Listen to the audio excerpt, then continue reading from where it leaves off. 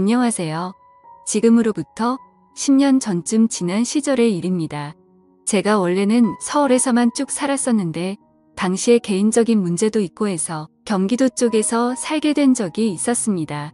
그쪽이 약간 다문화 그런 쪽으로 유명한 곳이었어요. 그래서 처음에 이사를 갔을 때는 동네 구경을 한번 해보고 싶었습니다. 다문화 거리가 어떤 분위기인가 궁금하기도 하고 당시에 할 일도 딱히 없어서 산책 겸 해서 새벽 바람에 한번 다녀온 적이 있었네요. 그냥 주워 들은 것만 가지고 생각해보면 위험하거나 무섭거나 그런 이미지일 줄 알았는데 그런 건 없었고 똑같이 사람 사는 곳이더라고요.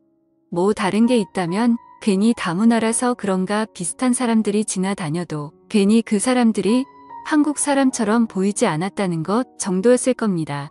그리고 간판들이 한자나 누어로 되어 있는 걸 보니 여기가 다문화 거리가 맞기는 맞는구나 싶었네요. 간판으로 보나 거리 분위기로 보나 약간 예전에 즐겨보던 홍콩 영화 한 장면도 생각나고 좋더군요. 저는 좋아하는 분위기라 괜찮은데 이 동네가 위험하다는 그런 인식이 생기는 이유가 아마 같은 한국 땅인데도 다르게 보이는 위화감 때문이 아닐까 그런 생각을 했습니다. 골목골목이 주는 분위기나 해서 괜히 새롭고 하니 저는 빨빨거리면서 골목 구석구석을 쏘다니고 그랬습니다. 그러다가 요즘 보기 드문 다방이라는 간판이 눈에 들어오더라고요. 당시에 저는 말로만 들어봤지 실제로 가본 적은 없었거든요. 영화나 드라마 같은 데서나 보기만 해봤지 실제로도 영화에서 보는 것처럼 그런 일이 있는 건가 싶은 호기심도 들고 해서 한번 가볼까 싶은 마음이 생기더라고요. 제가 살던 곳에는 당연히 저런 거 구경도 하기 힘들었어요. 아예 가볼 일도 없었고 있었다고 해도 더 좋은 곳이 많은데 굳이 저런 데를 가겠나 싶기도 하더고요. 새벽 바람부터 나와서 그랬나 동이 트면서 날이 점점 밝아지기 시작하니 거리에도 사람들이 조금씩 늘어나고 분주해지는 게 느껴지기 시작했습니다. 그런데 사람이 많아지니까 보는 눈도 괜히 많아지는 것 같더라고요. 세상에 저를 누가 신경이나 쓸까 싶었지만 그래도 들어가는데 괜히 눈치 보이기 전에 사람 없을 때 가는 게 낫겠다 싶어서 어서 빨리 발걸음을 재촉했습니다. 입구가 특이하게 건물을 정면에 두고 옆으로 빠져서 지하로 내려가는 구조였습니다. 그렇기에 더욱더 제가 생각한 그런 곳이지 않을까 하는 기대도 생기더군요. 카운터에서 엄청 밝은 분위기에 당시 저보다도 한 5살은 어려 보이는 아가씨가 인사를 해주더군요. 속으로 그때 땡 잡았다 싶었지요. 좀처럼 받기 힘든 밝은 인사를 받고 괜히 헛기침을 하면서 어느 자리에 앉을까 하다가 혹시나 만약을 대비해서 출구 가까운 곳으로 자리를 잡아 앉았습니다. 괜히 바가지일 수도 있고 내상을 입을 수도 있지도 않겠냐는 생각이 들었거든요. 그런데 한참을 앉아 있었는데 혹시나 진짜 여기는 찻집이 아닐까 싶은 생각이 들었습니다. 괜히 저만 쪽당하는 게 아닌가 싶기도 하고 여러모로 마음이 이상했네요. 괜히 아닌 척하면서 쩔쩔매면서 두리번대고 있었습니다. 제가 자리를 잡아 이미 앉아있던 상황인데도 불구하고 접객 같은 건 할 생각이 없어 보였습니다. 인사는 세상에서 제일 밝게 해줘두면서 옆에 와서 앉는다든지 뭐 마실 건지 물어본다든지 그런 거 하나 없이 그냥 카운터에 기대서 앉아 가만히 화장만 계속 고치고 있는 겁니다. 헛기침을 하면서 눈치도 주고 했는데 그 아가씨는 계속 딴 곳만 보고 저는 신경도 안 쓰다가 저 뒤쪽에서 인기척이 들리더니 드디어 누가 나오더군요. 그런데 뒤에서 나온 사람은 나이가 좀 있어 보이는 그 당시 저에게는 저희 막내 이모보다 조금 어린 사람이었습니다. 뭐라고 해야 할지 약간 애매하게 나이가 많아 보이고 애매하게 예쁜 그런 느낌이었습니다. 분명 제 또래 정도 되었을 때는 어디서 한 가닥 하기는 했을 것 같아 보였지만 나이를 숨길 수는 없어 보였어요. 그러다 드디어 제가 안절부절하고 있다는 걸 눈치채고 제 곁으로 후다닥 와서 자리에 앉더군요. 그러더니 저한테 뭐 마실 거냐고 물어보더라고요. 쟤는 온 지 얼마 되지도 않고 돈 벌 생각도 없어 보인다고 하면서 대신 사과까지 해주더라고요. 솔직히 이제 와 생각해보니 그 아가씨는 제가 마음에 별로 안 들어 보였고 그래서 이 이모한테 저를 떠넘긴 게 아닌가 하는 생각이 듭니다. 아무튼 저도 어디서 본 건 있어서 진하게 커피 한 잔 좀 타달라고 이야기했습니다. 그런데 그 누님은 주문을 받았는데 커피를 만들러 가지는 않고 오히려 저를 보더니 저를 오빠라고 부르더군요. 그러더니 내 것도 한 잔 사줘야 하는 거 아니냐며 친한 척 물어왔습니다. 솔직히 한 잔만 사야 하는 게 아니란 건 알고 있었는데 누가 봐도 이모뻘 되는 사람이 저한테 오빠라고 부르는 것부터가 조금 그랬거든요. 그래도 그때는 주문을 받는 게 아니고 이 사람이 분명히 여기 사장님이 아니겠냐 싶었습니다. 오빠라고 했던 건 제가 여기 와서부터 꽤나 오랜 시간을 대기를 하고 있었으니 제 기분을 풀어주기 위해 그런 게 아닐까 하는 생각이 먼저 들더군요.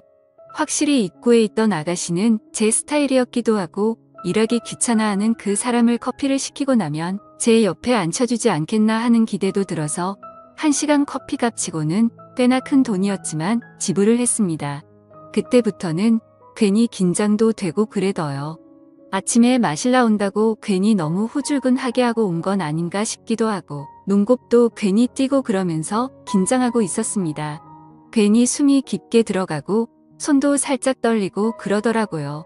그런데 그 기대가 무색하게 그 젊은 여자는 카운터에서 여전히 관심 없는 듯 턱을 개고 있는 상태로 딴 것만 보고 있고 그 이모뻘되어 보인다는 분이 뒤뚱뒤뚱 커피랑 이런 걸 챙겨서 가지고 오더라고요. 컵받침이랑 짝이 다른 데다가 입까지 조금 나가 있는 커피잔을 보니 커피 맛 또한 하나도 기대가 되지 않았습니다. 그런데 커피잔이 입에 닿자마자 저도 모르게 우아하고 감탄을 해버렸네요. 커피를 그렇게 잘 아는 사람은 아니지만 그 커피 맛만큼은 제가 어디서도 단 한 번도 입에 대본 적이 없다고 해도 무방할 정도로 이것보다 맛있는 커피는 없다고 단언할 만큼 독보적인 맛이었습니다. 인스턴트로 이런 맛을 어떻게 내는 건지 싶을 정도로 감탄이 다 나오더군요. 잠깐 커피 맛에 너무 심취한 나머지 옆에 그녀가 앉아있던 것도 잊은 채 커피만 마시고 있었습니다. 그런데 따뜻한 커피 때문인지 긴장이 풀려서 그런가 괜히 날카로움도 좀 누그러졌어요. 그러니 제 옆에 앉아가지고는 저를 지그시 바라보던 그 누님이 다르게 보이더라고요. 가까이서 보니 화장이 조금 진한 느낌이 있긴 하지만 입술도 새빨갛게 칠해서 그 당시 제가 주변에서 보던 또래 여자친구들에게서는 느껴본 적이 없는 그런 매력이 있더라고요. 그러니 제가 처음부터 여기에 온 이유도 뭔지 기억이 나기 시작했습니다. 커피를 마시러 온 게 아니라 체험과 경험을 위해 왔다는 것을 말이죠. 그렇게 생각을 고쳐먹으니 계속해서 그녀가 예뻐 보이기 시작하더라고요. 이 누님이 풍기는 분위기가 그냥 그런 게 아니고 당시 저 같은 애송이는 마음만 먹으면 헤어나이지 못하게 만들 것 같은 연륜에서 나오는 무언가가 있었습니다. 그러니 오히려 저는 더더욱이 긴장이 되기 시작하더군요. 그때부터는 카운터에서 딴청 부리고 있던 제 스타일의 여자는 눈에 들어오지도 않았습니다. 그 누님이 제가 아직 20대라는 걸 알고 나니 혼자 까르르 웃으면서 오랜만에 젊은 기운 받네하면서 기뻐하더라고요. 자기한테 저만한 조카가 있다고 하는데 정말 이모뻘이 맞았나 봅니다. 그리고 이어지는 질문 공세가 마치 호구 조사를 하는 것 같았습니다. 이 누님이 물어보는 말에 저는 따라가지를 못하고 계속 네, 아니요 하면서 단답식으로만 대답을 했습니다. 그런데 누님이 제가 따라오질 못하니 지루해졌는지 어느 순간부터 질문을 하면서 테이블 건너 벽에 걸려있는 텔레비전으로 계속해서 시선이 옮겨가더라고요. 얼마나 정적이 흘렀는지 저한테는 커피값에 포함된 1시간 중 몇 분 안 되는 시간이었는데 이대로 가다가는 가만히 단답만 하다가 가겠다 싶어서 안 되겠다 싶었습니다. 그래서 누님한테 커피 한 잔 더 마시고 싶다고 1시간 정도 더 있다 가면 안 되겠느냐고 조용히 말을 걸었지요. 누님은 제 말을 듣더니 피식하고 저를 깔보듯이 웃더군요.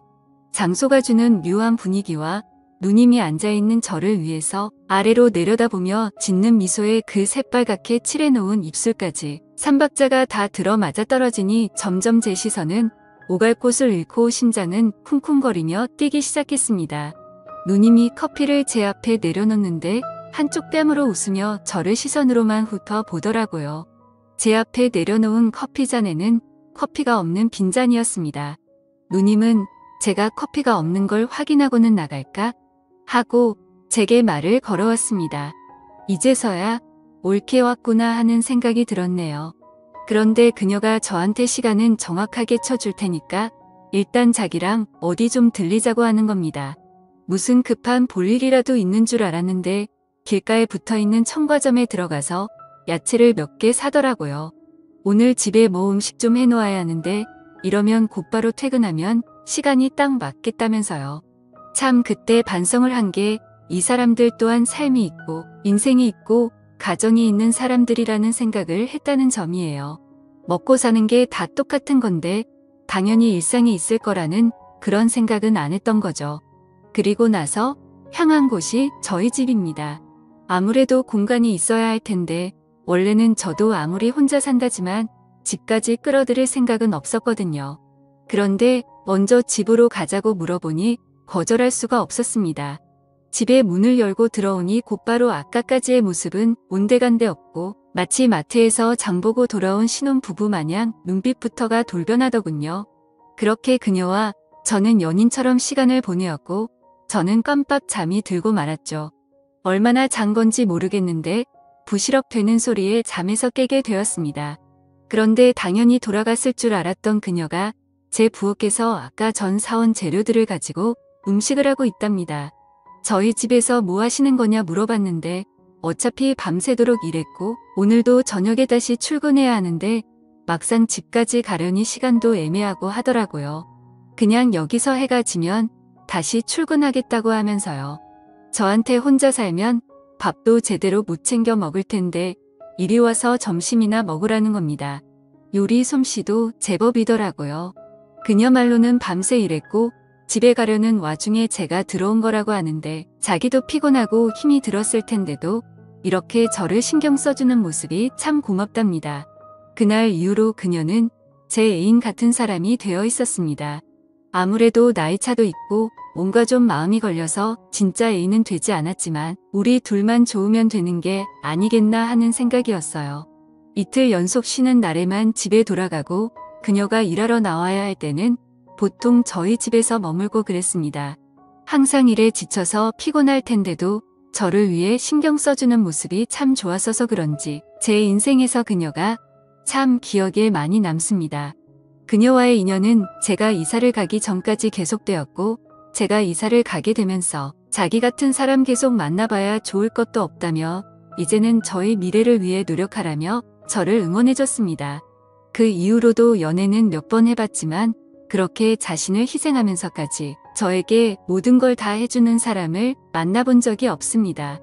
몇 안 되는 인연에 그런 사람을 또 만나본 적이 없어서일 수도 있겠지만 저한테는 10년이 더 지난 이 시점에도 기억에 참 오래 남는 둘도 없이 좋은 사람이었습니다. 잘 지내고 있을까요? 회사에서 믹스 커피를 마실 때마다 그때 커피 맛도 생각나고 그녀가 항상 그립고 보고 싶을 때가 있네요. 지금까지 제 사연을 들어주셔서 감사드립니다.